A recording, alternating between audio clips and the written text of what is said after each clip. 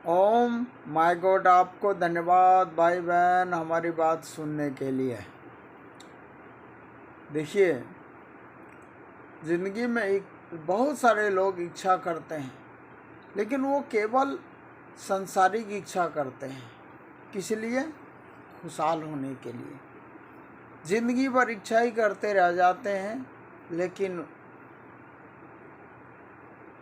उस संसारिक बाढ़ है एक तरह से, इसमें बह के ख़त्म हो जा रहा है।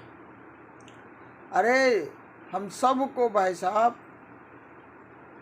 जब तक अपनी आत्मा को परमात्मा से जोड़ के नहीं जिएंगे, तब तक आप भीतर से खुशहाल नहीं रहेंगे। इसीलिए हम वो सब कुछ प्राप्त करें जो हमें परमात्मा से जुड़े रहने में कभी बाधा न हो।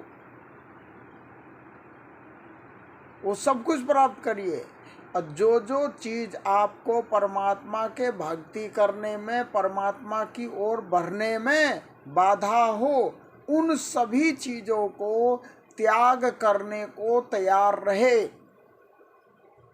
जीवन में सच्चा खुशहाली चाहते हो हम आप, तो हमें आपको वो सभी चीज़ें त्याग करने को तैयार होना पड़ेगा जो हमें ईश्वर से, ईश्वर की ओर और ईश्वर को प्राप्त करने में बाधा हो। उन सभी चीज़ों का त्याग करें, और जो ईश्वर की ओर बढ़ने में, ईश्वर को प्राप्त करने में जो जो चीज़ सपोर्ट करे, उन सभी चीज़ों का आप मदद ले सकते हैं।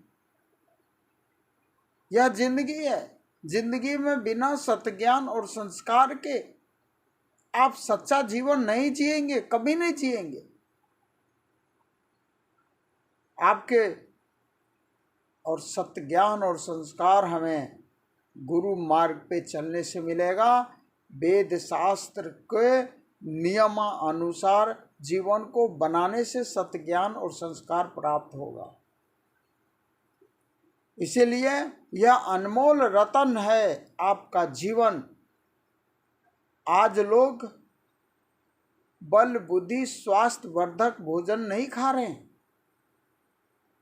बल बुद्धि स्वास्थ्य खराब हो जाए ऐसा भोजन कर रहे हैं। तो आपको ऐसा सभी भोजन छोड़ना होगा जो बल बुद्धि स्वास्थ्य अवरोधक है, और ऐसा सभी भोजन खाइए जो बल बुद्धि स्वास्थ्य को प्राप्त करे, जो 100% सात्विक हो। ऐसा भोजन ज़्यादा ले, यही कामना करते हैं। बाकी जितना मिला, जितना जो मिल रहा है, इसके लिए प्रार्थना करें, हर सुखदायी चीज़ का धन्यवाद करें, और मन में हमेशा ईश्वर के ओर लगाव रखें। किस प्रकार से हमारा मन ईश्वर से जुड़ा रहे, इसीलिए हमारे हिंदू धर्म में इतने कर्म कांड दिए गए हैं। यह कर्म कांड क्या है कि आपका मन संसारे में हमेशा न लगा रहे, ईश्वर की ओर जाए। लेकिन बहुत सारे लोग कर्म कांड के नाम पे पाखंड में ही फंस गया, और जब इंसान पाखंड में फंसता है तो हमारे इस धरती पर अनेकों ऋषि आए हैं जो उस पाखंड के से हम सबको बचाया है। मैं ऐसे तमाम ऋषियों का धन्यवाद करता हूँ।